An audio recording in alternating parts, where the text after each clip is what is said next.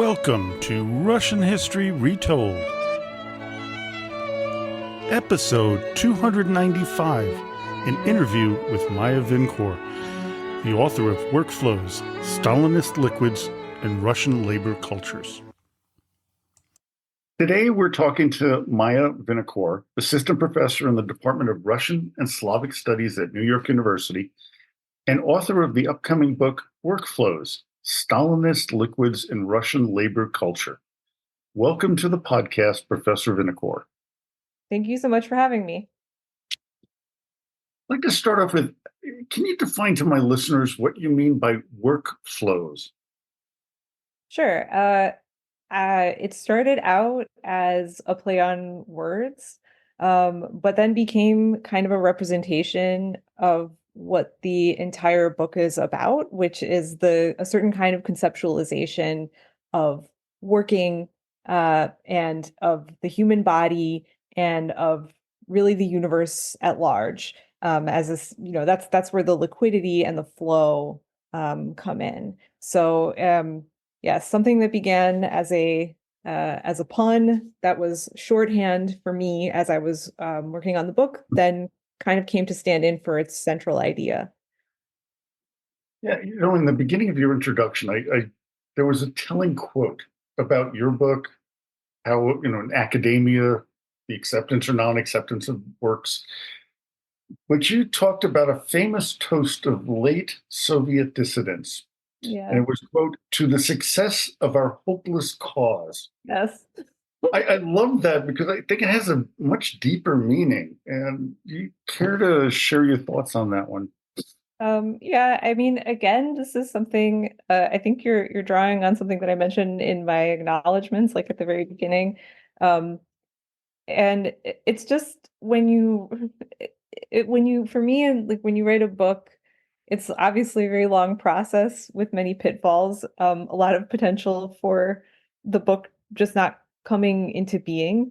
And at the risk of stealing valor from late Soviet dissidents, I, in a tongue-in-cheek way, quoted one of their dicta, which I don't know, like it just feels like something that is very typical of that milieu. It's ironic, it's self-deprecating.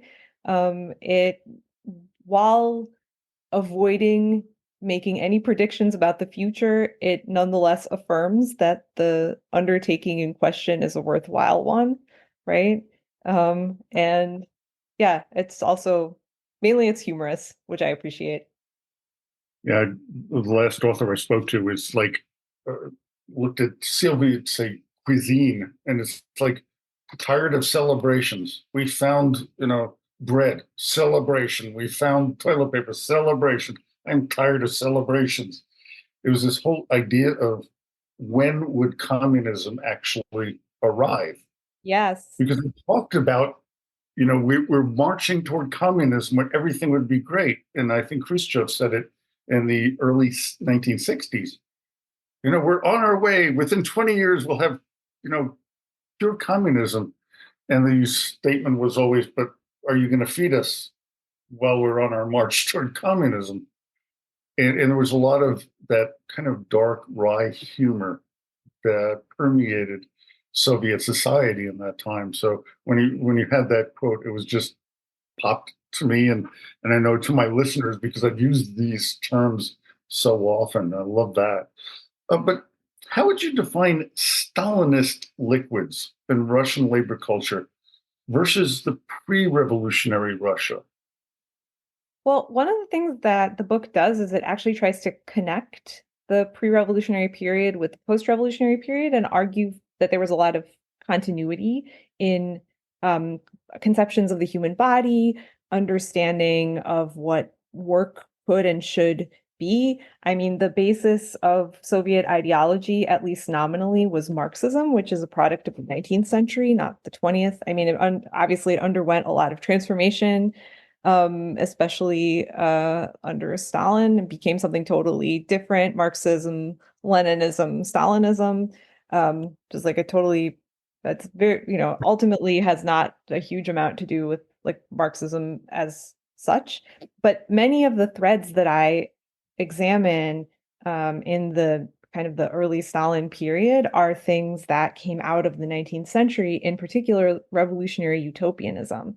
Like so much of the inspiration for the Bolshevik Revolution, and I'm just talking about like ideologically and representationally, not necessarily like how the actual revolution transpired, and the more like pragmatic and venal motivating factors that may have driven events, but just on the level of ideology. So much of that came out of the late 19th century. So kind of the first part of the book is all about 19th century figures, which might be better or lesser known. I talk about Tolstoy, but I also talk about the cosmist philosopher Nikolai Fyodorov, who I think is better known now, maybe just like in our field, but he is probably never going to be as well known to the general public as Tolstoy. Yeah, it's a number of the people that I'm thinking of as Bakunin, Kropotkin, some of those who were you might say instigators of new Mm. thinking in Russia. Mhm. Who else would you know, talk about in your book, and what other figures? Because we've talked about them in our podcast in the past, but Fedorov I had not heard of before, surprisingly. So now I'm going to add him onto my new podcast, which will be on people that had influence on world history, but we might not know about. And so Yeah, it's I really mean, once interesting. once you start learning about Fyodorov's philosophy, it is shocking how extremely well it fits into this general kind of like this I don't know, it's a utopian revolutionary foment at the end of the 20th century where there's a million different factions and a million different tendencies, and they all like weave together into this often strange tapestry, I guess. But some of the other figures who were important to me just in this book were Maxim Gorky, who is somebody else who I think of as really straddling the 19th and 20th centuries. Some of the works for which he was most canonized in the Soviet period, like his novel Mother, for example, predate the revolution. So already like on that level, you have this like weird play with time, which is one of the important threads in my book. And then another figure is Gorky's rival and ideological enemy, Alexander Bogdanov, who um, that's a pseudonym, but he was a um, like also an important figure in late 19th century Russian Marxist philosophy. He and Lenin like polemicized with each other, and ultimately he made it into the 1920s, and as I argue in the book, has a lot of influence on the formation of early Soviet culture through his utopian project of blood transfusion as a method of rejuvenating people's bodies and minds. Wow, how fascinating. Another person that we did an episode on Maxim Gorky, who was just absolutely fascinating. But Bogdanov is somebody else that I think we want to investigate a little bit more about. Uh, One of your chapters is the organic turn, Mm. labor, technology, and the body in early Soviet culture. What is the organic turn? Mm. Um, so for me, this is kind of like a counterintuitive aspect of early Soviet culture, maybe. I think that when we think about, in particular, like pre-World War II Stalinism, maybe one of the most prominent ideas that might come to our mind is industrialization and collectivization, and this forcible attempt to bring Russia out of its quote unquote backwardness and into line with 20th century industrial civilization. And thinking about industrialization, obviously, like brings to mind machinery and automatization, the abandonment of hand tools in favor of more like sophisticated apparatus. But what I observed in like on the cultural level, as I examined the late 1920s and early 1930s, was almost an opposite movement, away from a technologized conception of the universe in which machines supplant or augment human labor, and toward a much more really like human body based form of work, where like instead of worrying about machines, we're more concerned about modifying the human body, not necessarily to make it more machine-like, but instead to optimize its physical energies and channel them away from useless stuff, and toward the grander scheme envisioned by Stalin. Yeah, So it's that's yeah, so that's what's organic about it, right? It's like it's a turn back toward the body and away from mechanization that we might associate with mass industrialization and collectivization of agriculture. It's an anti-modern project ultimately in the middle of modernism. yeah, it's kind of the glorification of the person, that you would create these cults of these individuals who would perform incredible feats, whether Yes. they're farmers or miners. When I did one of my episodes was about Life magazine did a whole article about Stalin, and a friend of mine gave me the copy for my birthday, and it was just what we thought of as Stalinism at the time, because this was during World War II, and we Yes. were trying to, boost our ally at the time against Germany. And it was talking about how they really glorified these individuals and their bodies. And they talked about how incredible they were to take care of themselves. So when you talk about this in your book, it's so much like what we discussed in the podcast. In Stalin's period, as much as he tortured and eliminated his enemies and perceived enemies, he also glorified those people. As to, you see, this is how a person should be in a communist society, this That's right. glorified human. But one of the things that becomes evident is that those two tendencies are kind of two sides of the same coin. You, when you glorify people, when you glorify individuals, right? We have to sort of consider the manner in which it's occurring. Like if you think about Stakhanovism, for example, which was a movement in the mid late 1930s that started with this one coal miner, Alexei Stakhanov, who was supposed to have performed this like unbelievable feat of coal mining, and had a movement named after him. Of course he's being glorified for his basically fantastical productivity, and it really was fantastical because he had a lot of help, and he didn't do it. It wasn't the feat was not one person's accomplishment, actually, but it was staged that way. So already we have something that is a performance, and that isn't, it's kind of an illusion. And then, like, what that glorification of that particular individual does is it creates an unrealistic standard for everybody else. So if Stakhanov is able to overfulfill the norm to such an extent, like, why aren't you? Like, what's wrong with you, average Soviet citizen, that you are not performing, 300% of your work norm during your shift? And so then if you aren't doing that, if you're not able to channel your energies to optimize your labor production, then perhaps something is wrong with you. Perhaps you're a saboteur. Perhaps you are intentionally trying to wreck the Soviet project. And so it creates this, like, the flip side is very dark.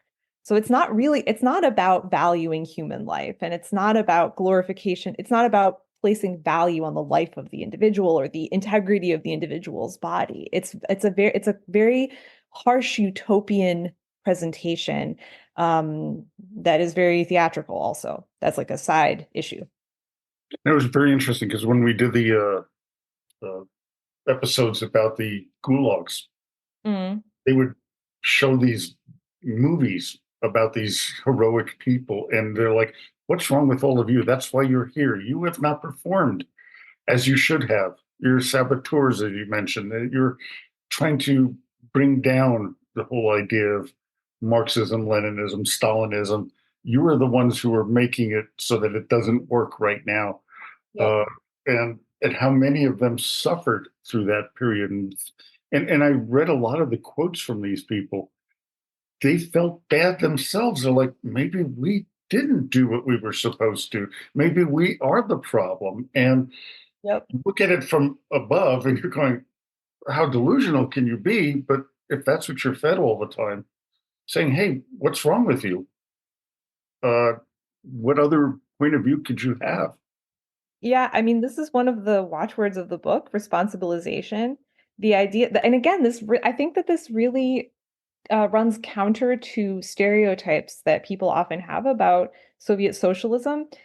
Is it's not collectivizing, it's not highly technological the way it wants to present itself. Instead, it's kind of anti-modern. It's a return to the bare life of the human body.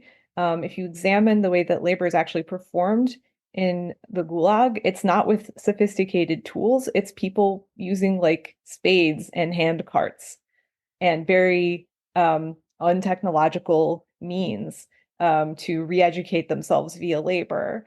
Uh, and it's also not as collective as you would think. It's quite atomizing because all the responsibility to remake oneself and then by extension to remake, the Soviet Union and then the whole world kind of in the socialist image falls on the shoulders of the individual. Like it is possible to hold one person personally responsible for like wrecking the entire project in a way. And it's very strange because it simultaneously places great value in a way on individuals, but it also makes everybody totally expendable. It makes everybody just kind of like raw material. That's another term that's important in my book. Like, humans as raw material. Gorky was big on this, right? The idea of the human being as like a slab of marble or like a slab of rock, a natural element that needs to be worked on with like harsh tools, chisels, melting in the case of metal in order to become something, not like human beings who are intrinsically valuable. Yeah, and we saw that with, when you look at the building of St. Petersburg, and then you're looking at the White Sea canals that they tried to dig through, and how similar they were from the 1700s to the 1930s, that they would use the same tools, the same methods, the same ideas, and with some of the same outcomes of all the people who died. I mean, in St. Petersburg, they say it's built on the bones of over 20,000 people. And you see in Stalinist times how many people suffered using the exact same tools and methodology. But this was the glorification of modernization Absolutely. I according to mean, this is Stalin. this is what's crazy about Stalinism is that it's such and this is that like to me it's this what's fascinating about modernism, whether we're talking about Soviet modernism or we're talking about like Nazism, which shares a lot of features with Stalinism. What's striking is the hybridity of kind of modern seeming ideas and really atavistic execution. Because the thing about the opportunities for grandiose projects that were available in the early 20th century, like there's a lot more possibility for uh basically enslaving like millions of people than Peter the Great had. Just the neither the media technology nor the like other forms of technology were available to Peter the Great in the same way. So even though there's this very backward looking aspect to Stalinism that I'm trying to like excavate in my book, we also can't forget that this is really consummately 20th century history. It couldn't have happened at any other time.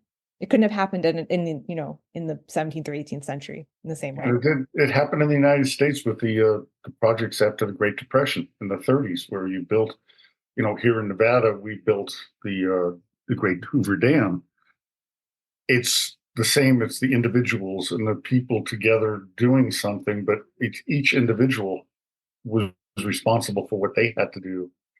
And it did have this, a different, how you might say, milieu as to how they were presenting it to the people, because you had television, or you had movies, you had means of communication which Peter did not have.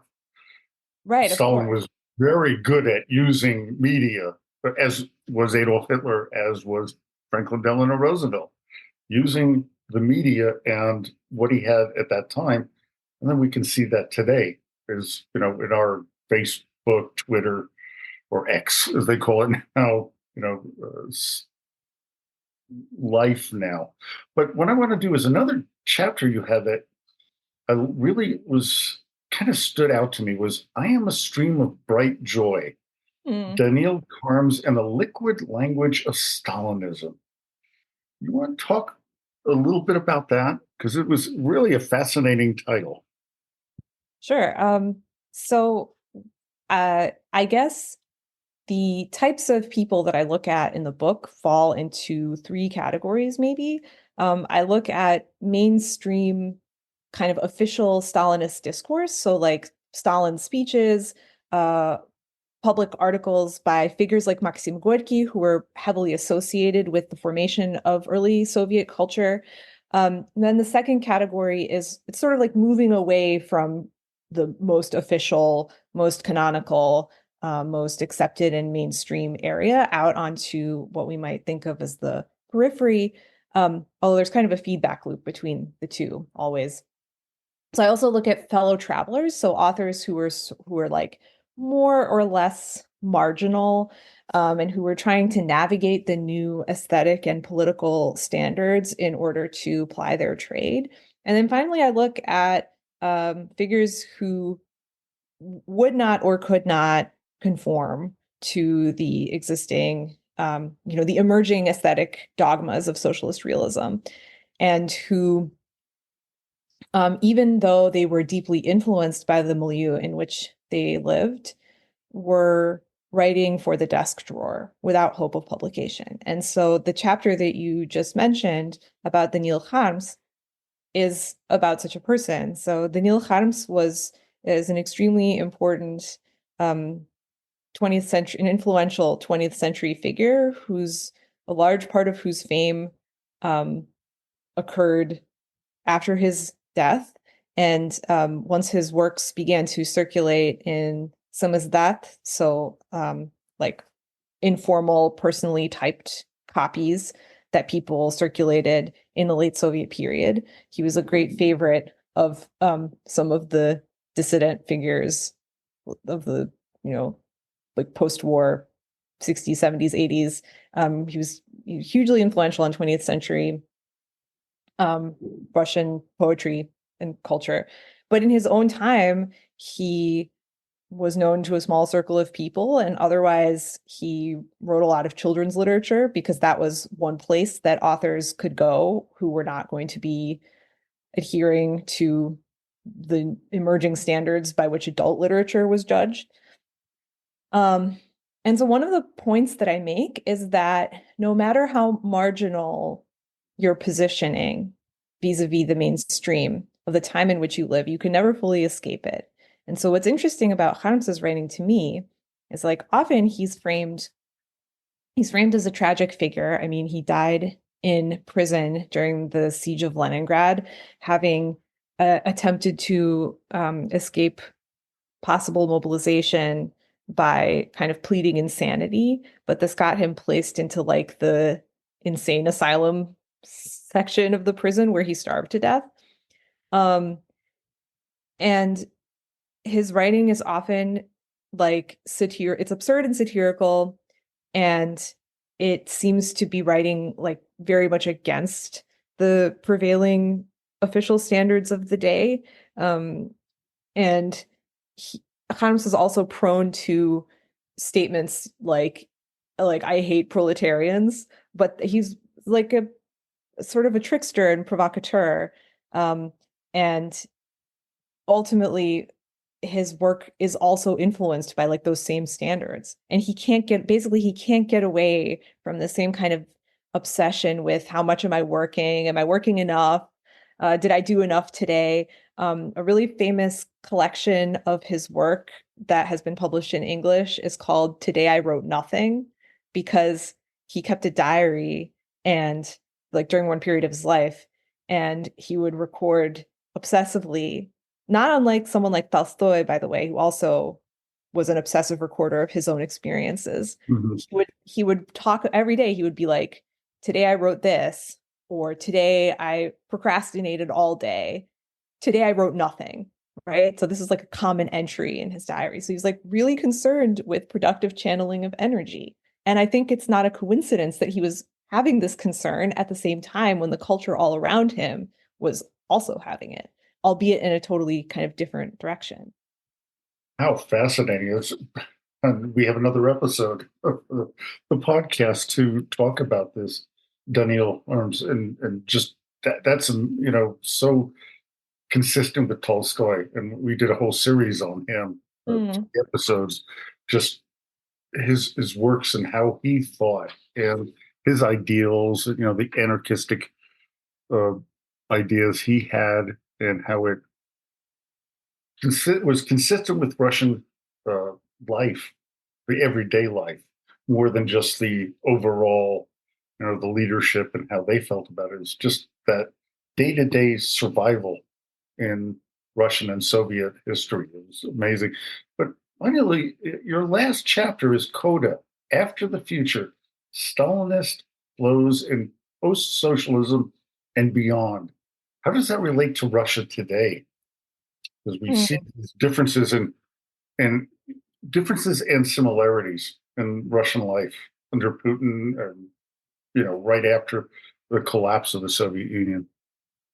Right. Well, I mean, one of the things that I try to do at the end of the book is to think about more general implications of the, uh, I guess, structures and characteristics that the rest of the book uncovers. And so, like, one of the things that I'm interested in is like what happens to this understanding of flow, rhetoric around flow, once there is no more Soviet project. And so I examine the afterlives, the afterlives of this concept in two settings. Like one is, Russia of the, I guess, of the 90s, and then like of the early Putin period. Um, and the other is more globally. So I think about American neoliberalism and the deployment of categories like flow in that context as well. Um, One of the things that happens in Russia, obviously, is the gradual recuperation of Stalin after a brief period at the end of the 80s and in the early 90s that is characterized by like just attempts to reveal, document, and memorialize Stalin era crimes, and to frame them as something like tragic and horrible, um, that deserves to be commemorated and never repeated, through to basically reframing Stalin as, quote, the greatest manager of the 20th century, um, and a figure who is to be maybe feared but mostly admired, right? There's just been like a huge amount of historical revisionism, that arguably already began in some quarters in the 90s, but like really accelerated under Putin. And right, that's interesting in and of itself. Um, and then it's also like similarly, it's interesting to think about uh like how is work conceived in the Anglo-American West, which is the context in which like I live. So it's especially important to me to think about that. Um and I think that many of those categories and like many of the kinds of things that were really prominent in modernist conceptions of labor are making their return in the 21st century. Fascinating. Well, thank you so much for being with us, and remind our listeners that your book is coming out shortly. Yes. Uh, it is Hooray. known as Workflows, Stalinist Liquids in Russian Labor Culture from Cornell University Press. And we will be having a link on our uh, website and in our podcast to the book. So I recommend everybody just go out and find this to really understand more about the Stalinist period and what's going on in the world at that time. And thank you so much for being on the podcast. It's my pleasure. Thank you so much for having Thank me. you. Well, I hope you enjoyed today's episode. Join me next time when we finish our 3-part series with the Russian Revolution, a people's perspective. So until next time, до свидания и спасибо за внимание.